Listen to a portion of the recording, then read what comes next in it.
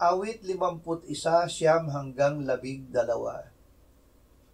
Ikubli mo ang iyong mukha sa aking mga kasalanan at pawiin mo ang lahat kong mga kasamaan.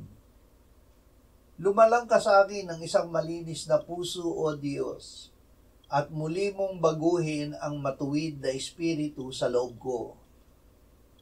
Sa iyong harapan ay huwag mo akong paalisin, at ang iyong banal na espiritu sa akin ay huwag mong bawiin.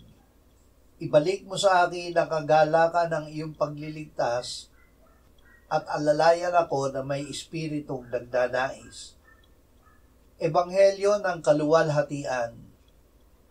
Ibinuhos ng Diyos ang kanyang pag-ibig sa ating puso sa pamamagitan ng Espiritu Santo na ibinigay sa atin. Nangyari ito noong tayo ay sumampalataya na si Jesus ang Kristo, ang anak ng Diyos na namatay para sa ating kasalanan at muling binuhay ng Ama. Tayo ay ipinanganak na muli, hindi ng binhing nasisira, kundi ng walang kasiraan, ng buhay at nananatiling salita ng Diyos. Ipinakita sa atin ng Diyos ang liwanag ng Ebanghelyo ng kaluwalhatian ni Kristo na siyang larawan ng Diyos. Ninais ng Diyos na ipaalam sa atin kung gaano kalaki ang kayamanan ng kaluwalhatian ng hiwagang ito. Si Kristo ay nasa atin.